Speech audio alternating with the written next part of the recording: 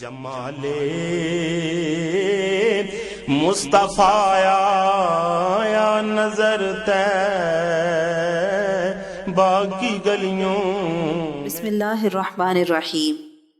الحمد للہ رب العالمین والعاقبۃ للمتقین والصلاة والسلام علی سید الانبیاء والمرسلین وعلی آلہ واصحابہ وازواجہ واہل بیتہ وذریاتہ اجمعین۔ اعوذ باللہ من الشیطان الرجیم۔ بسم اللہ الرحمن الرحیم۔ ان اللہ وملائکتہ یصلون علی النبی یا ایہا الذین آمنوا صلوا علیہ وسلموا تسلیما۔ اللہم صلی علی محمد النبی الامی وعلی آلہ وسلم۔ بسم اللہ الرحمن الرحیم۔ رب اشرح لی صدری ویسر لی امری واحلل عقدۃ من لسانی یفقہوا قولی۔ بسم اللہ الرحمن الرحیم۔ وقل جاء الحق وزہق الباطل ان الباطل کان زہوقا۔ آج ہم اپنا درس نمبر 30 پڑھیں گے، جو کہ شروع ہو رہا ہے سلسلہ ترغیب و ترہیب سے، اور اس کا عنوان ہے آپ صلی اللہ علیہ وسلم کے لیے مخلوق کا مطیع ہونا۔ آئیے آغاز کرتے ہیں۔ بسم اللہ الرحمن الرحیم۔ حیوانات کی گواہی اور اظہار محبت۔ جس طرح انسانوں پر حضور اکرم صلی اللہ علیہ وسلم کے احکام اور دین و شریعت کی اطاعت فرض ہے، اسی طرح جانوروں کو بھی حضور صلی اللہ علیہ وسلم کا مطیع و فرمانبردار بنایا گیا ہے۔ اللہ سبحانہ و تعالیٰ کو اپنے محبوب صلی اللہ علیہ وسلم کی اعجاز و تکریم مقصود تھی، تو خرق عادات تمام حیوانات کو آپ صلی اللہ علیہ وسلم کا مطیع و فرما بردار بنا دیا۔ نیکسٹ ہیڈنگ ہے گوہ، سوسمار کی گواہی و اظہار محبت۔ حضرت عمر رضی اللہ تعالیٰ عنہ فرماتے ہیں کہ رسول اللہ صلی اللہ علیہ وسلم صحابہ کرام رضوان اللہ علیہم اجمعین کی محفل میں تشریف فرما تھے کہ ایک بدو بنو سلیم قبیلے کا آیا۔ وہ گوہ یعنی سوسمار کا شکار کر کے لایا تھا۔ اس نے اپنی آستین میں اس لیے چھپا رکھا تھا کہ وہ اسے اپنی قیام گاہ میں لے جا کر بھون کر کھائے گا۔ جب اس بدو نے ایک جماعت کو بیٹھے دیکھا تو کہنے لگا کہ یہ جماعت کے درمیان کون شخص ہے؟ صحابہ کرام رضوان اللہ علیہم اجمعین نے عرض کیا، یہ اللہ کے رسول ہیں۔ اس شخص نے گوہ کو آستین سے نکالا اور کہنے لگا، لات و عزہ کی قسم، میں اس وقت تک ہرگز ایمان نہ لاؤں گا جب تک یہ گوہ آپ کی نبوت کی شہادت نہ دے۔ یہ کہہ کر گوہ کو آپ صلی اللہ علیہ وسلم کے سامنے ڈال دیا۔ حضور صلی اللہ علیہ وسلم نے گوہ کو ندا دی، اے گوہ۔ گوہ نے سنجیدہ زبان میں جواب دیا، لبیک و سعدی کا، حاضر ہوں، فرما بردار ہوں۔ جسے ساری جماعت نے سنا، پھر فرمایا کہ قیامت کے دن کون آئے گا؟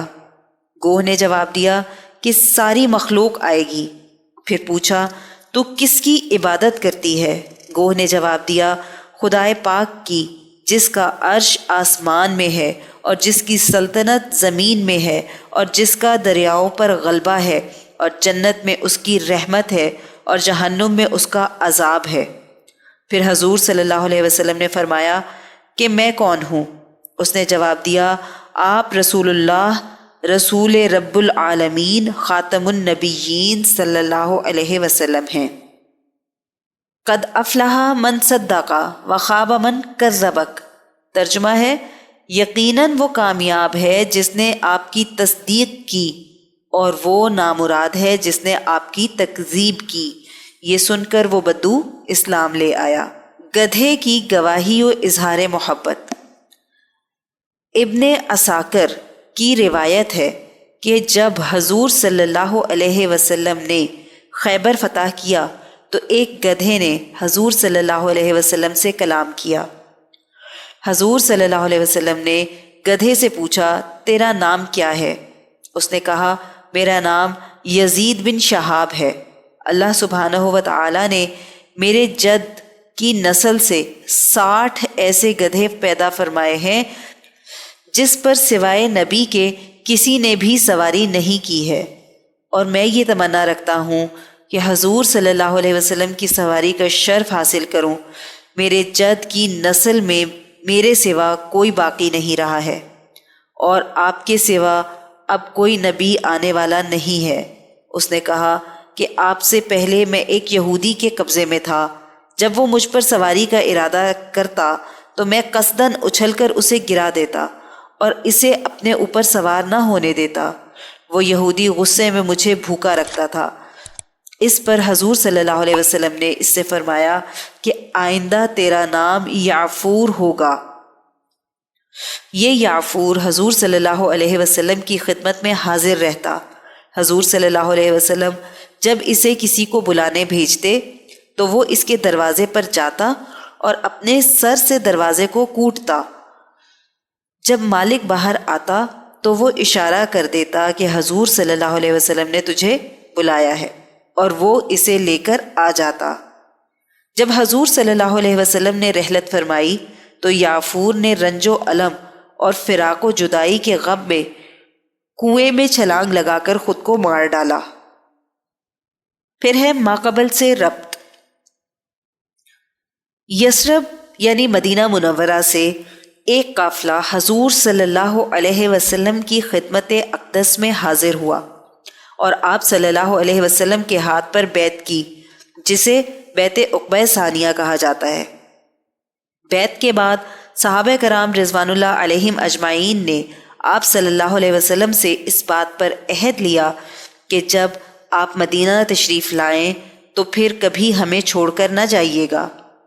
قریش مکہ نے بیعت کرنے والے انصاری صحابہ کا تعاقب کیا مگر ناکام رہے۔ رؤسائے قریش نے آپ صلی اللہ علیہ وسلم کے خلاف دارالندوہ میں مشورے کیے، سب نے اپنی اپنی رائے پیش کی۔ نعوذ باللہ آپ صلی اللہ علیہ وسلم کے قتل پر سب کا اتفاق ہوا۔ پھر اللہ رب العزت نے ہجرت کا حکم نازل فرمایا۔ سب سے پہلے ابو سلمہ رضی اللہ تعالیٰ عنہ نے ہجرت کی، پھر دوسرے صحابہ کرام رضوان اللہ علیہم اجمعین نے، اور حضرت عمر رضی اللہ تعالیٰ عنہ وہ واحد صحابی ہیں جنہوں نے اعلانیہ ہجرت کی۔ ہجرت رسول اللہ صلی اللہ علیہ وسلم۔ مکہ مکرمہ کا یہ حال تھا کہ حضور صلی اللہ علیہ وسلم کے ساتھ صحابہ رضوان اللہ علیہم اجمعین میں سے سوائے حضرت ابو بکر صدیق رضی اللہ تعالیٰ عنہ اور حضرت علی کرم اللہ وجہہ کے علاوہ کوئی بھی باقی نہ رہا۔ اس کا مطلب یہی ہے کہ اکابر اور مشاہیر صحابہ رضوان اللہ علیہم اجمعین میں سے سوائے حضرت علی اور حضرت ابو بکر صدیق رضی اللہ عنہما کے علاوہ کوئی باقی نہ رہا، کیونکہ احادیث میں آیا ہے کہ آپ صلی اللہ علیہ وسلم کے ہجرت فرمانے کے بعد بھی صحابہ رضی اللہ عنہم مکہ مکرمہ میں موجود تھے اور آپ صلی اللہ علیہ وسلم کے ساتھ نکلنے کی سکت نہیں رکھتے تھے۔ ان کمزور مسلمانوں پر مشرکین مکہ بیجا ظلم کرتے اور تکلیف پہنچاتے۔ صحابہ کرام رضوان اللہ علیہم اجمعین مکہ مکرمہ میں یہی دعائیں مانگا کرتے تھے جسے رب العالمین نے قرآن پاک میں فرمایا، ربنا اخرجنا من هذه القرية الظالم اهلها، سورہ نساء آیت نمبر 75۔ اے ہمارے رب، ہمیں اس بستی سے نکال جس کے رہنے والے ظالم ہیں۔ ثانیت نئینی اور یار غار کا تاج۔ حدیث مبارکہ کا مفہوم۔ سیدنا صدیق اکبر نے چاہا کہ اسباب سفر مہیا ہوں اور مدینہ ہجرت کر جائیں تو حضور پاک صلی اللہ علیہ وسلم نے فرمایا، ٹھہرو، مجھے توقع ہے کہ اللہ سبحانہ و تعالی مجھے ہجرت کی اجازت فرمائیں گے تو تم میرے ساتھ چلنا۔ ایک روایت میں ہے حضور صلی اللہ علیہ وسلم نے فرمایا، ابھی جلدی نہ کرو، مجھے امید ہے کہ اللہ سبحانہ و تعالی اس سفر میں کسی کو میرا مصاحب بنائے گا۔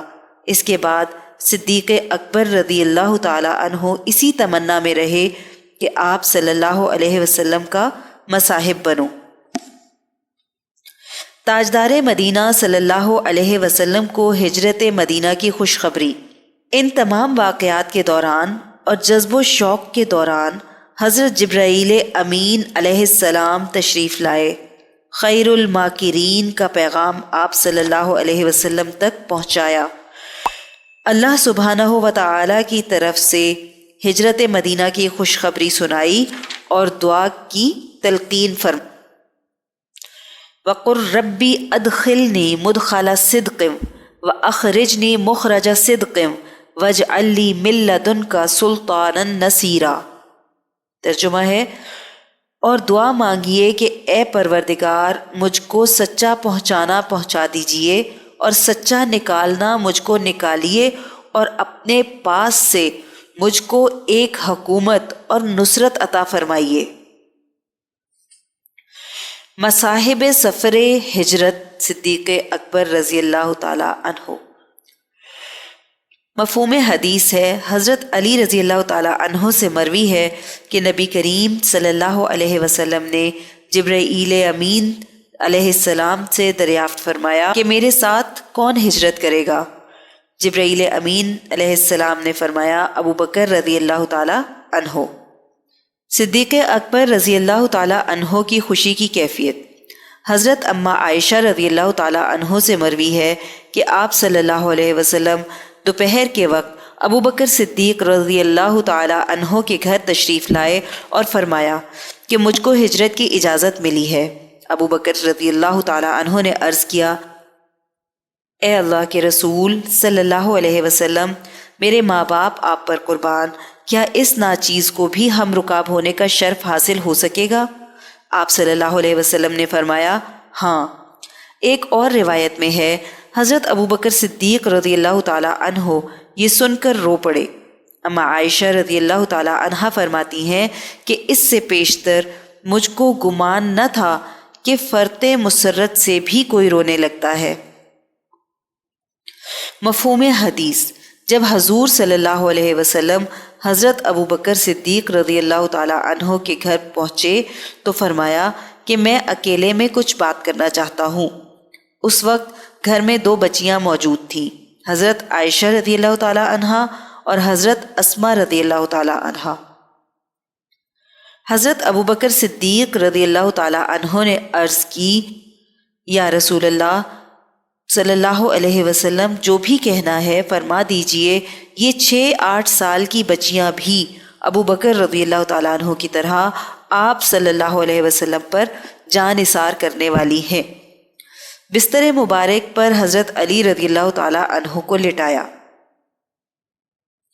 جب حضور صلی اللہ علیہ وسلم نے ارادہ فرمایا کہ صبح کے وقت ہجرت کر جائیں گے تو شام ہی کو حضرت علی رضی اللہ تعالیٰ عنہ سے فرمایا کہ آج رات تم یہیں سونا تاکہ مشرکین مکہ حقیقت حال سے باخبر نہ ہو سکے۔ اصل سبب حضرت علی رضی اللہ تعالیٰ عنہ کو چھوڑنے کا یہ تھا کہ کفار قریش کی کچھ امانتیں حضور صلی اللہ علیہ وسلم کے پاس رکھی ہوئی تھی۔ کفار قریش حضور صلی اللہ علیہ وسلم کے پاس امانتیں رکھواتے تھے اور صادق اور امین ہی پکارتے تھے۔ اس وجہ سے حضور صلی اللہ علیہ وسلم نے حضرت علی رضی اللہ تعالیٰ عنہ کو اپنے بستر استراحت پر لٹایا اور اپنی خاص چادر مبارک اڑھا کر سلایا۔ حضرت علی رضی اللہ تعالیٰ عنہ وہ پہلے شخص ہیں جنہوں نے رسول خدا صلی اللہ علیہ وسلم کے عشق و محبت میں اپنی جان کو فدا کیا اور اپنے آپ کو پیش کیا۔ حضرت علی رضی اللہ تعالی عنہ کی قربانی کے حق میں آیت مبارکہ کا نزول۔ وَمِنَ النَّاسِ مَن يَشْرِي نَفْسَهُ ابْتِغَاءَ مَرْضَاتِ اللَّهِ وَاللَّهُ رَءُوفٌ بِالْعِبَادِ۔ کچھ لوگ وہ ہیں جنہوں نے اپنے آپ کو اللہ سبحانہ و تعالی کی خوشنودی کی خاطر فروخت کیا، اور اللہ سبحانہ و تعالی اپنے بندوں کے ساتھ بہت مہربان ہیں۔ اس جانثاری میں سیدنا صدیق اکبر رضی اللہ تعالی عنہ کا بھی برابر تذکرہ ہے۔ حضرت علی رضی اللہ تعالی عنہ نے شجاعت کے بالفعل اپنی جان کو فدیہ بنایا اور صدیق اکبر رضی اللہ تعالیٰ عنہ کی شجاعت و جرت یہ ہے کہ آپ صلی اللہ علیہ وسلم کے رفیق سفر بن کر خود کو مہلکہ عظیمہ میں ڈال دیا۔ وہاں دشمنان دین دروازے پر تلواریں کھینچ کر کھڑے تھے قتل کے ارادے سے، اور یہاں سفر میں ہلاکت کا قوی احتمال تھا۔ حضرت علی رضی اللہ تعالیٰ عنہ کو بستر پر سلانے کی حکمت۔ حضرت علی رضی اللہ تعالیٰ عنہ کو اپنے بستر پر سلانے میں ایک یہ حکمت بھی تھی کہ حضرت علی رضی اللہ تعالیٰ عنہ حضرت ابو طالب کے فرزند تھے، اور ابو طالب کفار قریش کے بزرگ اور سردار تھے۔ اس واسطے سے حضرت علی رضی اللہ تعالیٰ عنہ پر تلوار اٹھانا اتنا آسان نہ تھا۔ روایت میں آتا ہے حضور صلی اللہ علیہ وسلم نے حضرت علی رضی اللہ تعالیٰ عنہ سے فرمایا، علی دل کو مضبوط رکھنا، یہ کفار تمہیں کچھ تکلیف نہ پہنچا سکیں گے۔ اونٹنی قصوہ کی قسمت پر اصرار۔ مفہوم حدیث ہے، روایت میں آتا ہے کہ حضرت ابو بکر صدیق رضی اللہ تعالیٰ عنہ نے ہجرت کے لیے پہلے سے 2 اونٹنیاں تیار کر رکھی تھیں جن کو 4 مہینے سے ببول کے پتے کھلا رہے تھے۔ عرض کیا کہ یا رسول اللہ صلی اللہ علیہ وسلم، میرے ماں باپ آپ پر قربان ہوں، ان میں سے جن کو پسند فرمائے وہ میری طرف سے آپ کے لیے ہدیہ ہے۔ آپ صلی اللہ علیہ وسلم نے فرمایا کہ میں بغیر قیمت کے نہ لوں گا۔ روایت میں ہے کہ صدیق اکبر رضی اللہ تعالیٰ عنہ نے عرض کیا کہ بہتر ہے کہ آپ قیمتاً لینا چاہیں تو قیمتاً لے لیں، مطلب یہ ہے کہ میری ذاتی خواہش کچھ بھی نہیں، میری ہر خواہش اور ہر میلان آپ کے اشارے کے تابع ہے۔ ایک شبہ صحیح بخاری میں ہے کہ جس قدر صدیق اکبر رضی اللہ تعالیٰ عنہ نے اپنی جان اور مال میں سے مجھ پر احسان کیا، اتنا کسی نے نہیں کیا۔ ترمذی میں ہے کہ جس شخص نے مجھ پر جو احسان کیا میں نے اس کی مکافات کر دی ہے سوائے ابو بکر کے کہ اس کے احسانات کا بدلہ قیامت کے دن اللہ ہی دے گا۔ اس لیے شبہ ہوا کہ ابو بکر صدیق رضی اللہ تعالیٰ عنہ نے اس وقت آپ صلی اللہ علیہ وسلم سے اونٹنی کی قیمت کیوں لی؟ شبے کا جواب، ہجرت ایک عظیم عبادت ہے جس کو اللہ رب العزت نے ایمان کے بعد ذکر فرمایا ہے۔ ان الذین آمنوا وہاجروا، سورہ انفال میں 72 نمبر آیت ہے۔ اس لیے آپ صلی اللہ علیہ وسلم اس عبادت عظمیٰ میں کسی کو شریک نہیں کرنا چاہتے تھے۔ آپ صلی اللہ علیہ وسلم یہ چاہتے تھے کہ خدا کی راہ میں ہجرت صرف اپنی جان و مال سے ہو۔ اس اونٹنی کا نام قصوہ اور بعض کے نزدیک جدعہ تھا۔ اونٹنی کی قیمت بعض کے نزدیک 800 درہم، بعض کے نزدیک 400 درہم۔ اما عائشہ رضی اللہ تعالیٰ عنہ کی روایت ہے ابو بکر رضی اللہ تعالیٰ عنہ نے دونوں اونٹنیوں کو 800 درہم میں خریدا تھا، یعنی ایک اونٹنی کی قیمت 400 درہم تھی۔ جبرائیل امین علیہ السلام کا مشورہ۔ حضرت ابن عباس رضی اللہ تعالیٰ عنہ کی روایت ہے کہ جبرائیل امین علیہ السلام نے نبی صلی اللہ علیہ وسلم کو یہ مشورہ دیا کہ آپ صلی اللہ علیہ وسلم آج کی رات اپنے کاشانہ مبارک میں نہ گزاریں۔ قریش کے درمیان چونکہ مشورہ ہو چکا تھا کہ حضور صلی اللہ علیہ وسلم کے مکان کو گھیر لیا جائے، اور جو ہی آپ صلی اللہ علیہ وسلم باہر تشریف لائیں نعوذ باللہ من ذالک، ان کو قتل کر دیں۔ وَيَمْكُرُونَ وَيَمْكُرُ اللَّهُ، جب آپ صلی اللہ علیہ وسلم نے حضرت علی رضی اللہ تعالیٰ عنہ کو اپنے بستر مبارک پر لٹایا، ابو جہل لعین باہر کھڑا کھڑا ہنس رہا تھا اور لوگوں سے کہہ رہا تھا کہ محمد صلی اللہ علیہ وسلم کا زعم یہ ہے کہ اگر تم ان کا اتباع کرو تو دنیا میں عرب و عجم کے بادشاہ بنو گے اور مرنے کے بعد تم کو جنت ملے گی، اور اگر ان پر ایمان نہ لاؤ گے تو دنیا میں ان کے ہاتھوں قتل ہو جاؤ گے اور مرنے کے بعد جہنم میں جاؤ گے۔ وہ اپنی تدبیر میں لگے ہوئے تھے اور اللہ ان کے لیے تدبیر کر رہے تھے۔ طریق الحجرہ کی تعیین، یعنی ہجرت کے راستے کا تعین۔ حضور صلی اللہ علیہ وسلم نے صدیق اکبر سے فرمایا کہ میں اپنے گھر سے چلوں گا اور تم اپنے گھر سے چلو گے اور ہم فلاں راستے پر ملیں گے جس کا نام آج کل طریق الحجرہ ہے۔ یہ راستہ مکہ کے علاقے کدئی کی طرف جاتا ہے، اسی راستے پر ہم ملیں گے، پھر اس کے بعد غار ثور کی طرف چلیں گے۔ عامر ابن فہیرہ رضی اللہ تعالی عنہ کی ذمہ داری۔ آپ صلی اللہ علیہ وسلم نے صدیق اکبر رضی اللہ تعالی عنہ سے مزید فرمایا کہ آپ کا غلام عامر ابن فہیرہ رضی اللہ تعالی عنہ کے ذمے یہ ہوگا کہ وہ اپنی بکریاں اور اپنا ریوڑ لے کر اسی راستے صبح صبح نکالے گا تاکہ جہاں جہاں ہم چلیں گے وہاں اس کے اوپر مال مویشی چل جائے اور ہمارے پاؤں کے نشان مٹ جائیں گے تاکہ قریش ہمارے پاؤں کے نشان ڈھونڈ نہ سکیں۔ فَأَغْشَيْنَاهُمْ فَهُمْ لَا يُبْصِرُونَ۔ جب اللہ کے نبی خاتم المرسلین شفیع المذنبین صلی اللہ علیہ وسلم گھر سے باہر تشریف لائے تو 60 قبیلوں کے لوگوں کو تلوار اٹھائے ہوئے اپنے انتظار میں پایا۔ اللہ سبحانہ و تعالی نے کفار کی بصارت سلب کر لی، کسی نے حضرت صلی اللہ علیہ وسلم کو باہر نکلتے ہوئے نہ دیکھا۔ حدیث مبارکہ کا مفہوم ہے کہ حضور پرنور صلی اللہ علیہ وسلم نے ایک مشت خاک کی اٹھائی، یعنی ایک مٹھی خاک کی اٹھائی اور آیت مبارکہ تلاوت فرمائی، وَجَعَلْنَا مِن بَيْنِ أَيْدِيهِمْ سَدًّا وَمِنْ خَلْفِهِمْ سَدًّا فَأَغْشَيْنَاهُمْ فَهُمْ لَا يُبْصِرُونَ۔ سورہ یاسین کی آیت نمبر 9۔ یہ آیت مبارکہ پڑھتے ہوئے کفار کے سروں پر وہ مشت خاک پھینک دی۔ اللہ سبحانہ و تعالی نے ان کی آنکھوں پر پردہ ڈال دیا اور آپ صلی اللہ علیہ وسلم ان کے آگے سے نکل گئے۔ غریق جہنم محاصرین میں سے چند کے نام یہ ہیں: ابو جہل، حکم بن العاص، عقبہ بن ابی معیط، نضر بن حارث، ابو جہل، زمعہ بن الاسود، امیہ بن خلف، ابی بن خلف، لعنت اللہ علی الکافرین۔ ابو جہل سمیت تمام کفار کی مایوسی۔